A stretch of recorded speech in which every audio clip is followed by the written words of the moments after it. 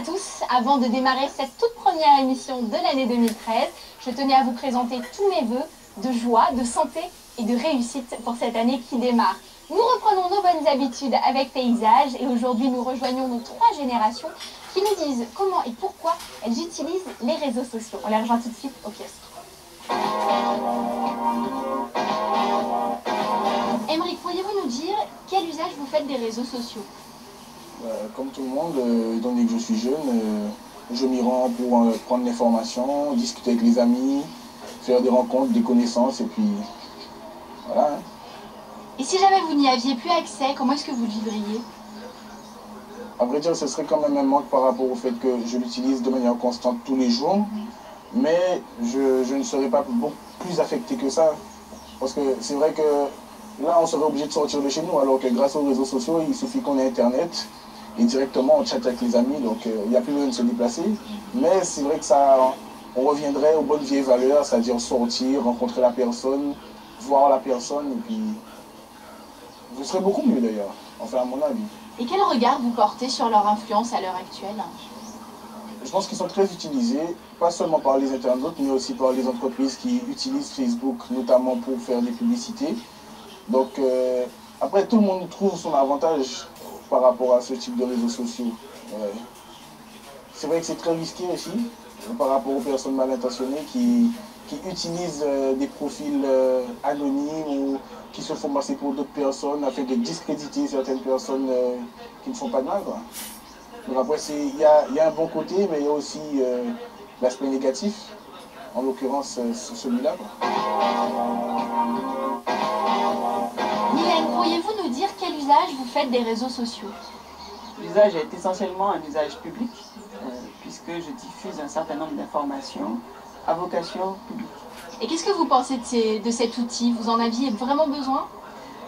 Je trouve cet outil exceptionnel. En termes de communication, on a vraiment la possibilité de toucher un public très très large, au-delà de nos frontières de la Guyane.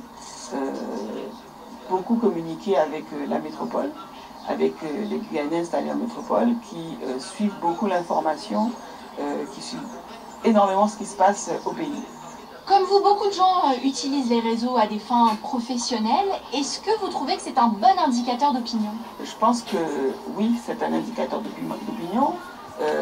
Certaines actions que nous avons menées dans un cadre politique, mais également dans un cadre associatif, nous ont démontré effectivement que on peut compter sur les résultats, on peut compter le nombre de personnes qui se connectent, qui viennent voir les pages, qui donnent leur avis. Et ça, c'est un indicateur intéressant. C'est quasiment un sondeur? Presque, presque. Après, tout dépend de la façon dont on pose des questions, mais ça peut donner des tendances intéressantes. Ces derniers temps, on utilise beaucoup ces médias en politique notamment. On a vu les quelques dégâts que ça a pu causer. Est-ce que vous trouvez ça justifié? Quand il y a des dégâts, ça veut dire que ça a choqué. On ne communique pas de n'importe quelle façon, on ne dit pas forcément tout.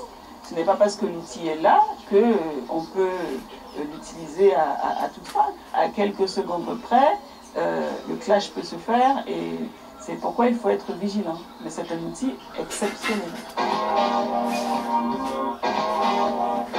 Lisette, est-ce que vous êtes présente sur les réseaux sociaux? De temps en temps, pour contacter mes parents, mes amis qui sont au loin, tels que sur Facebook de temps en temps. Et c'est un outil que vous trouvez intéressant? Oui, oui, il faut savoir se servir. Et puis pourquoi se servir? Parce que je n'irai pas tout bout de champ. Même quand je reçois parfois des invitations, je ne réponds pas. Ça ne m'intéresse pas d'aller un peu partout. J'ai d'être bien ciblée. Et c'est un outil que vous maîtrisez? Pas tout à fait. Manque de formation. Et est-ce que vous sentez, est-ce que vous percevez les quelques dérives que pourraient entraîner ces réseaux? Oui et non. Ça dépend de l'usage qu'on en fait et du choix qu'on en fait. Est-ce que vous pensez que ces réseaux sociaux peuvent accompagner les jeunes dans leur expression? Absolument. Absolument. C'est un besoin d'ailleurs. Parce que l'enfant, tout en s'exprimant, eh bien, il est libre. Il laisse libre cours à sa pensée. Et vous ne pensez pas que ce sont des endroits sur lesquels il pourra un petit peu se perdre, tomber sur des gens malhonnêtes ou malveillants? Peut-être. peut-être, parce qu'on ne domine pas tout. Et à votre sens, il faudrait quand même qu'il y ait un contrôle Oui, absolument. Absolument. de la part des parents ou d'une autre institution? De la part des parents aussi, parce qu'on ne laisse pas son enfant aller n'importe où, avec n'importe qui. Il y a du bon et il y a du mauvais comme partout. Il faut guider les enfants. Savoir faire le tri? Oui, toujours. Le choix, le tri. Mais ça, il faut l'aide des parents, de quelqu'un d'avisé.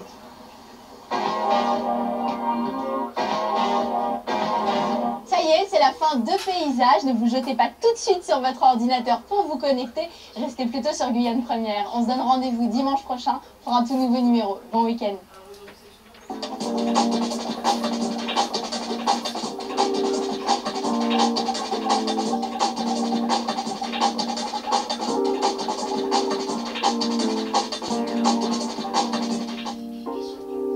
Kettrid